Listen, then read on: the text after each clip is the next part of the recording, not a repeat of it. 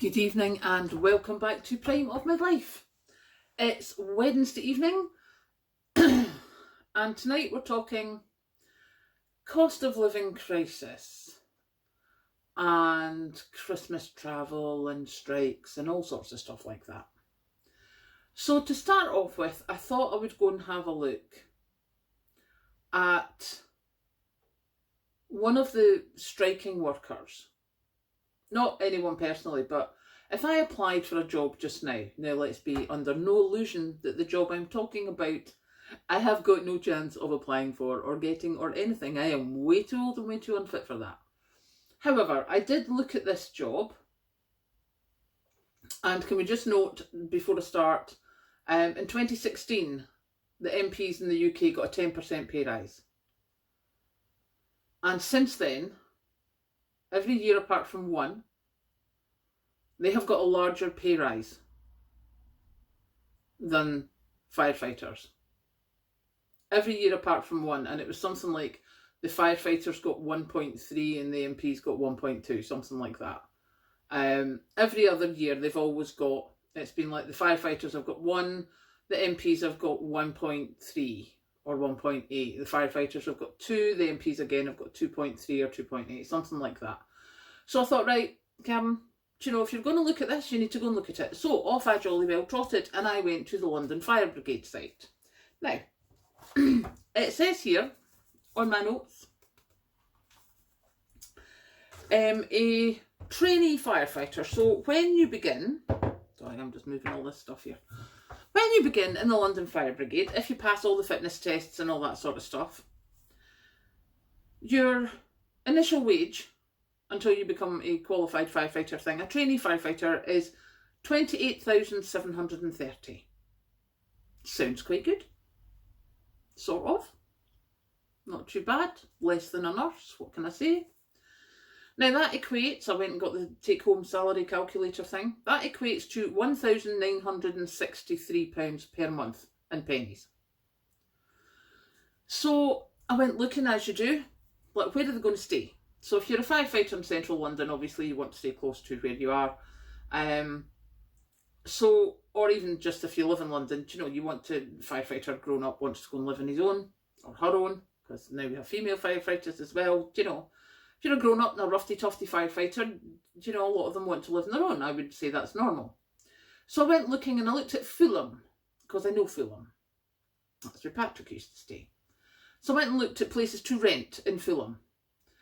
And the majority of them, to get your own place, not necessarily your own whole flat, but like a studio apartment, so probably part of a bigger flat, but you've got your own kitchen and stuff,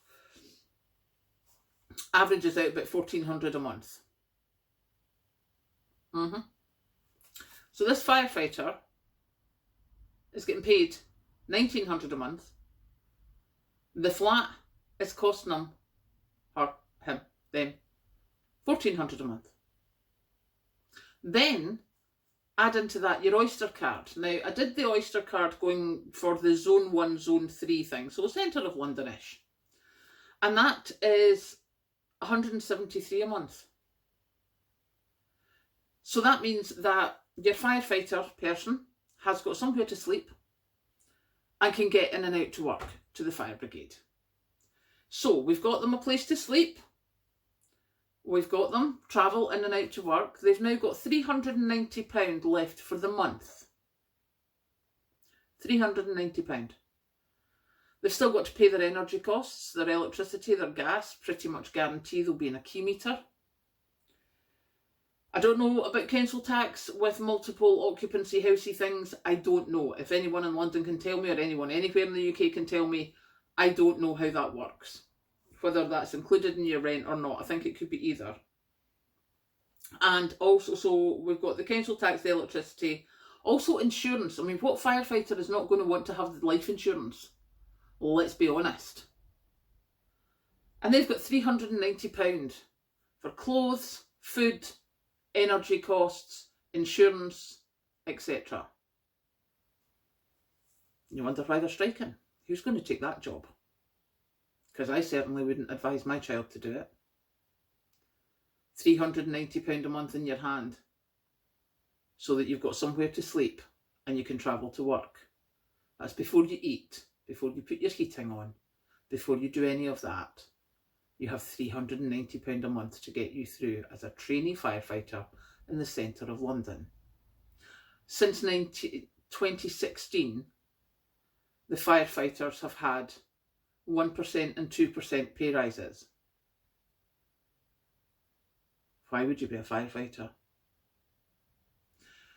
I'm presuming that nurses, policemen, ambulance drivers, etc. are all the same.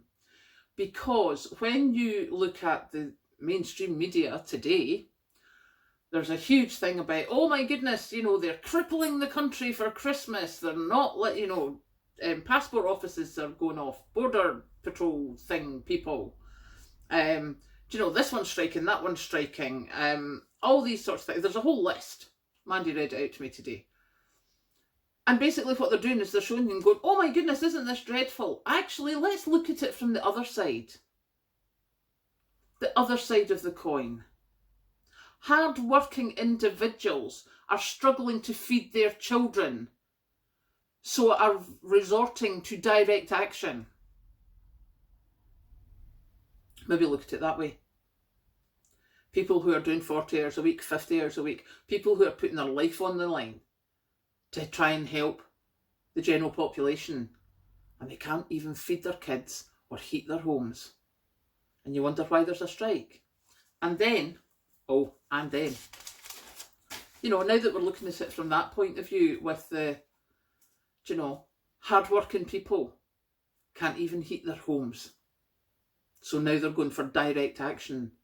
Since 2015, so what's that, 8 years or something? They've had a 1% or 2% pay rise. Inflation is now sitting at 11%. Not just now, but since 2015, are you trying to tell me that the cost of living's only gone up 1% a year or 2% a year? I think not. So what does the government do? Does the government sit and look at it and go, okay, I know we say we can't afford it, but maybe we can look at reducing costs somewhere else to actually keep our services, our basic safety nets for our population going? Is that what they do? No, they don't. They don't do that. What do? The Prime Minister stands up at Question Time today and says, if union leaders continue to be unreasonable, then it is my duty to take action to protect the lives and livelihoods of the British public. And that is why, since I became Prime Minister, I have been working for new, tough laws to protect people from this disruption. I am sorry, what? It is my duty to take action to protect the lives and livelihoods of British public. What about the people who can't afford to feed their kids? What about the people who are struggling to be able to afford to get into work? What about the people who can't afford to heat their homes? Who actually, when they come into work, are happy to do overtime because it saves them heating their own home? What sort of life is that for hard-working people? That is ridiculous. And he says that this is to protect the lives and livelihoods of the British public. Maybe you should pay a decent wage for a decent hard day's work. Maybe that would make a difference. Because the mainstream media can say all it wants. But what I have noticed is there are now tens of thousands of people coming out on strike. They're not all wrong. They cannot all be wrong. And the government can say we can't afford it all they want. Well, maybe they should try and get some money back off Michelle Mone. Possibly. Maybe they should stop spending it in other places where it's not necessary. This is life-saving stuff. This is our basics. This is our government departments. This is your police, your ambulance, your fire brigade. They can't afford to keep the roof over their heads. All of a sudden, this mortgage they've been paying for the past 20 years because they went and got a house because they were a fireman or a policeman. And that was actually a well-respected, well-paid job 20 years ago. Now, they've got to change their mortgage because they're in the last 5 years and they've got a fixed rate. In the last 5, all of a sudden it's gone up to 5% interest. And all of a sudden their wages haven't followed that.